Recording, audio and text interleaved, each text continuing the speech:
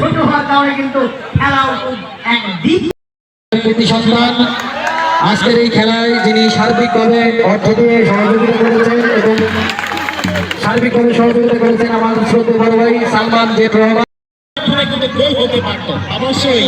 যখন কর্নার খেলা শুরু হয়েছে আক্রমণের নাতি ডিফেন্ডার নুরু ভাই তিনি বাধা দিয়েছেন, ওখান থেকে ক্যাপ্টেন অনিক নাতে একাদশে তিনি বল পেয়েছেন।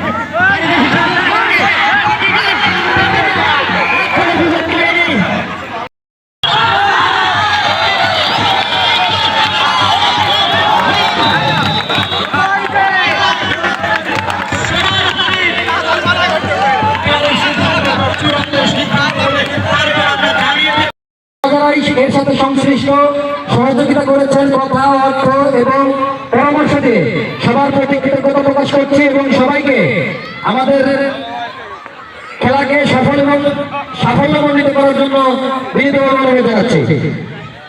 সঞ্চালনায় আছেন, উপস্থাপনায় আছেন বন্ধুবর আমার সংক্ষেপ নিয়ে নিচ্ছেন। এখন আমাদের মাঝে আমার সোলেমান ভাইয়ের সফর সঙ্গী জব্বার ভাই এসেছেন। জব্বার ভাইকে মঞ্চে আসার জন্য বিনীত অনুরোধ জানাচ্ছি।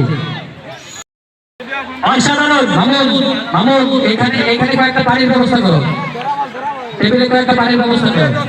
আমরা দেখতে পাচ্ছি দাদা বড় হওয়ার কারণে কিন্তু হেডের জায়গা থেকে হেড পোস্ট গোল করার জন্য কিন্তু একটু কিন্তু পিছিয়ে আমরা উপভোগ করছি দৌলতদিনে প্রথমবারের মতো আয়োজিত দাদা বনাম নাতি একাদশের মধ্যকার ফুটবল খেলা। আক্রমণের মধ্যে মাঠে ক্যাপ্টেন অনিক তিনি পাস দিয়েছেন চতুর্থ খেলাকে পেয়েছেন আক্রমণে দিমাগের মধ্যে ঢুকে রয়েছে, ফলে এখন নিজের কাছে ওখান থেকে আক্রমণের প্রচেষ্টা না দাদা একাদশ কিন্তু না করবার চেষ্টা কিন্তু পারলেন না। অবশ্যই চমৎকার বলেছেন আরো ভাই। আমি আরো আপনার কথার সাথে আরো একটু অ্যাড করবো।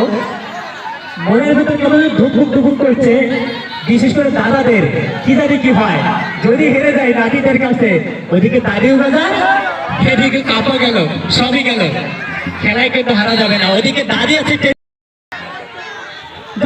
দর্শক, খেলার ফলাফল দাদা কথা সুন্দর সুইং এর মাধ্যমে খেলা শুরু হবে মাঠের দক্ষিণ প্রান্ত থেকে।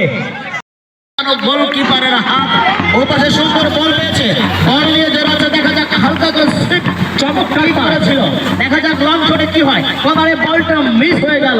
আসলে রেজাউল করিম যেটা বলছিলেন আমরাও বলছিলাম দিচ্ছে না, তারপরে কিন্তু চমৎকার চীনের ওয়াল করে রেখেছে। আক্রমণের পরে আক্রমণে বন্যা বয় দিচ্ছে নাতে একাদশ, তারপরেও কিন্তু গোলে দেখা পাচ্ছে না। তারপরেও কিন্তু করবেন না পারে সুন্দর কিক ছিল, দেখা যাক ও মাই গড অত্যন্ত